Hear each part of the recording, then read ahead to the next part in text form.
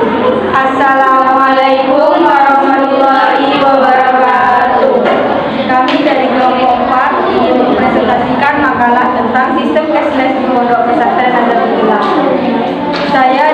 Saya Siti Aisyah sebagai moderator sekaligus pemateri. Saya Rafika Setiana sebagai penyaji pertama dan juga penulis. Saya Fatul Mawardiyana sebagai penyaji kedua.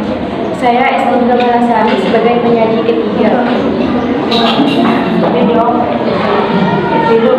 Baik, di sini saya akan menjelaskan tentang latar belakang. Salah satu tujuan dari Pondok Pesantren Nahdlatul menjalin kerjasama dengan BNI adalah untuk menerapkan sistem pembayaran cashless atau non tunai di lingkungan pesantren. Jadi, dengan adanya sistem cashless ini, nantinya semua pembayaran yang ada di Pondok Pesantren Nahdlatul akan menggunakan sistem tersebut, mulai dari pembayaran di koperasi Rais atau koperasi milik pesantren Nahdlatul, pembayaran administrasi dan keuangan mulai dari pembayaran SPP, kos, dan biaya-biaya lain. Dengan adanya sistem non tunai semacam ini, diharapkan administrasi keuangan yang ada di Pondok Pesantren Nahdlatul akan lebih baik dan tertata. Sistem pembayaran konvensional sedikit demi sedikit akan mulai dihilangkan. Pemimpin pesantren Nahdlatul, Kiai Haji Muhammad bin Muafi menjelaskan langkah beliau menerapkan sistem cashless di Pondok Pesantren Nahdlatul salah satunya adalah untuk menekan dan membatasi uang jajan para santri yang selama ini tidak terkontrol. Setelah diberlakunya sistem non tunai ini, seluruh santri dilarang memegang uang dalam bentuk cash dan untuk keperluan uang jajan mereka. Para santri masing-masing mendapatkan satu kartu ATM untuk uang jajan mereka, dan jumlahnya pun dibatasi tiap bulannya. Dengan diberlakukannya sistem cashless ini, selain untuk menata administrasi keuangan yang ada di Pondok Pesantren Nahdlatul, juga untuk menekan daya beli para santri yang selama ini terbilang besar, sehingga pengeluaran para santri diharapkan akan lebih terkontrol dan tidak berlebihan. Jelas beliau. Baik, selanjutnya adalah tentang materi. Materi pertama tentang cashless yang akan dibawakan oleh Rafika Setiana.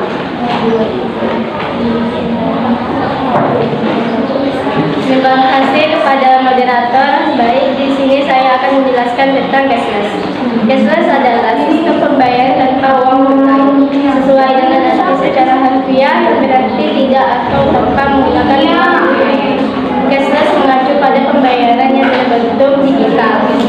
Banyak sekali kemudahan yang ada pada zaman ini, terutama kemudahan dalam bertransaksi. Sistem cashless salah satunya. Sistem ini dapat membayar transaksi tanpa menggunakan uang fisik atau uang tunai. Sistem ini bisa dijalankan menggunakan ATM. Untuk pembayaran hanya pembentukan sistem gesek saja. Sistem cashless yang menggunakan ATM akan sangat membantu untuk terutama santri. Kartu ini sebagai pengganti uang tunai. Santri juga tidak harus mengantri di loket lagi untuk mengambil uang jajannya. Penjual tidak perlu lagi menukar uang untuk kembalian.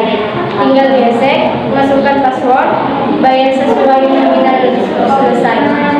Kelebihan memakai sistem cashless yang dijalankan memakai ATM ini sangat banyak sekali, seperti memudahkan santri saat membeli jajan tanpa membawa banyak uang di dompet, minimalisir kehilangan uang untuk bisa membatasi uang saku santri, memudahkan penjual tanpa ikut mencari kembalian.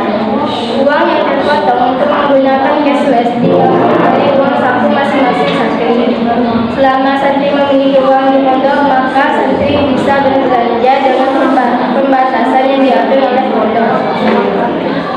Pembatasan dilakukan agar santri tidak boleh dalam menggunakan uang sakunya.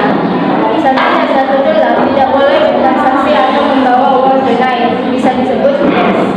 Bagi santriwan atau santriwati yang menggunakan cash atau uang tunai akan dikenakan sanksi. Karena banyak santri yang meminta kepada orang tuanya hanya untuk membeli sesuatu dari online seperti all shop,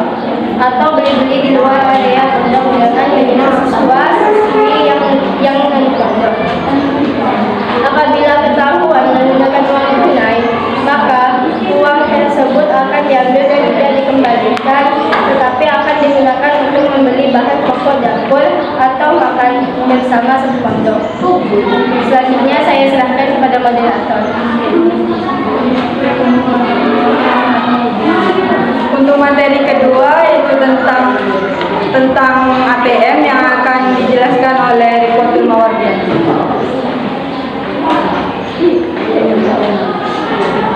Terima kasih kepada moderator. Baik, di sini saya akan menjelaskan tentang ATM. ATM adalah singkatan dari Anjungan Tunai Mandiri atau Automatic Teller Machine. Mesin ini sering Anda kunjungi untuk melakukan transaksi perbankan secara mandiri, mulai dari persen hingga hari besar. Penggunaan ATM membutuhkan kartu ATM yang akan Anda dapat saat membuka rekening. Nantinya, Anda hanya perlu memasukkan PIN untuk mengakses mesin ATM. Di Pondok Pesantren Nazatul Ulum menggunakan alat transaksi ATM sejak tahun 2019.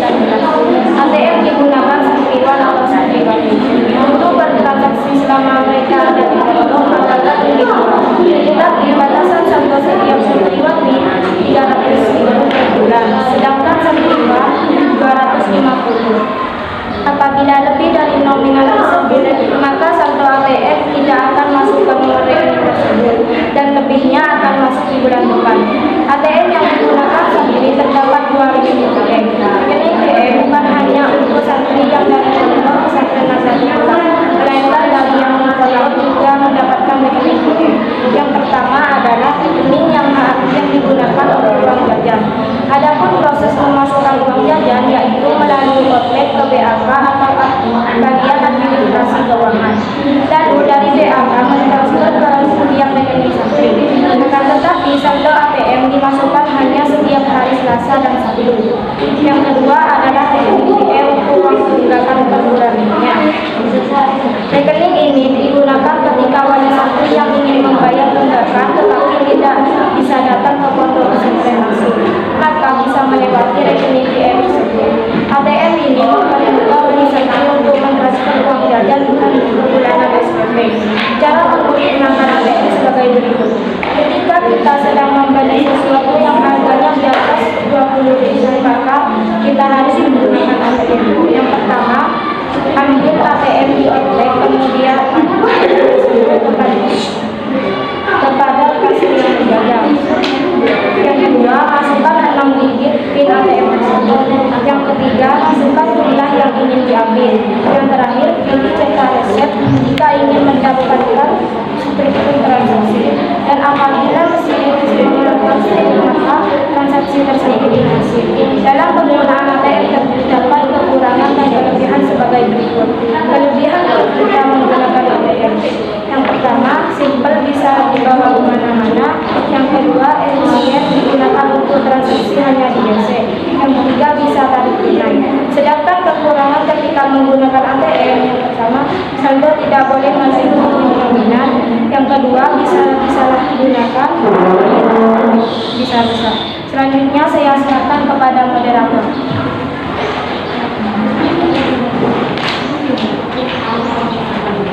Baik, yang ketiga adalah materi terakhir yang akan dibawakan oleh Estin Kemalasari.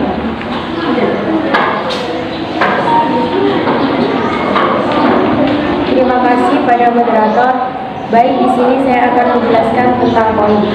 Koin atau uang logam atau kadangkala disebut koin adalah logam yang digunakan sebagai alat transaksi ekonomi dan biasanya diterbitkan oleh pemerintah. Biasanya uang logam berbentuk bulat, meski hal ini tidak selalu sedemikian. Sebuah uang logam biasanya memiliki dua sisi. Sisi yang menampilkan nilai uang yang bulat ini dan sisi sebaliknya yang biasanya berbentuk gambar. Di Pondok Pesantren Nazatul Ulum juga terdapat transaksi menggunakan koin.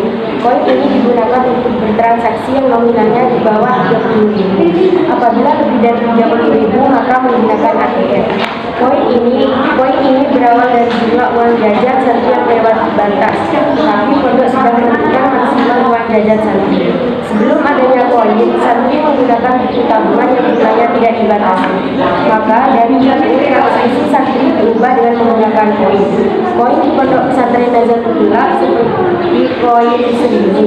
Jika koin yang biasanya berlogo angklung, tapi Pondok Pesantren Nazatul Ulum menggunakan logo Nazatul Ulum dan digantinya angka 1.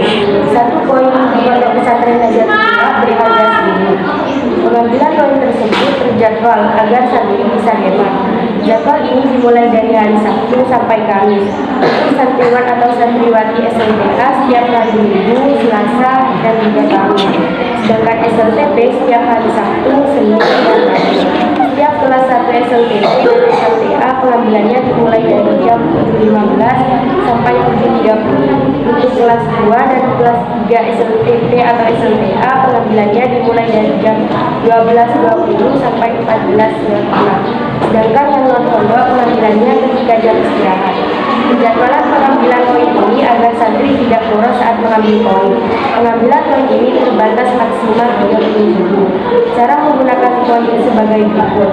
1. Kita harus mengantri terlebih dahulu di outlet. Yang kedua, ambil kartu ATM dan berikan kepada petugas outlet. Yang ketiga, sebutkan nominal koin yang mau diambil. Yang keempat, masukkan 4 digit PIN ATM. Yang kelima, apabila sudah keluar, maka kita bisa mengambil koin sesuai nominal tadi. Namun, bertransaksi menggunakan koin juga terdapat kelebihan dan kekurangannya. Kelebihannya sebagai berikut. 1. Santri belajar untuk hemat. Yang kedua, belajar tertib ketika mengambil koin. Yang ketiga, mempermudah untuk bertransaksi. Tetapi menurut santri pondok pesantren Nazatul Ulama, bertransaksi menggunakan koin bukan mempermudah, tapi mempersulit untuk bertransaksi. Sedangkan kelemahannya sebagai berikut. 1. Banyak santri tersebut yang mengeluh karena koin mudah hilang. Yang kedua, mudah diambil yang bukan pemiliknya karena di situ tidak tertera siapa pemiliknya. Yang ketiga, terkadang batas pengambilannya dibatasi dan menurut santriwati itu kurang karena kebutuhannya lebih banyak, berbeda dengan santriwati. Yang keempat, pengambilan koin ini membutuhkan waktu yang lama untuk mengambil karena pegawai outlet hanya 1, ditambah lagi santrinya yang sangat banyak, akan memotong waktu istirahat yang banyak. Selanjutnya saya serahkan pada moderator dan outlet.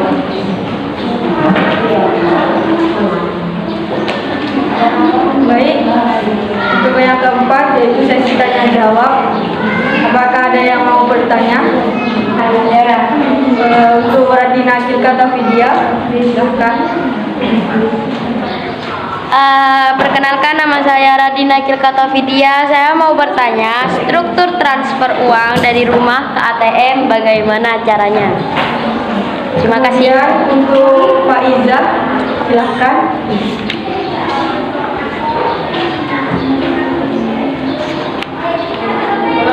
Ini bagaimana jika wali santri mentransfer uang lebih dari batasan yang ditentukan karena beliau berada di luar negeri, tapi uang tersebut ditransfer untuk bulan-bulan yang akan datang, tapi disatukan dengan 1 kali pengiriman. Apakah uang dikirim tidak masuk ke saldo ATM ataukah ada cara lain untuk mengatasinya? Baik, terima kasih. Di sini saya akan berdiskusi. Baik, untuk anggota kelompok diharap ke depan.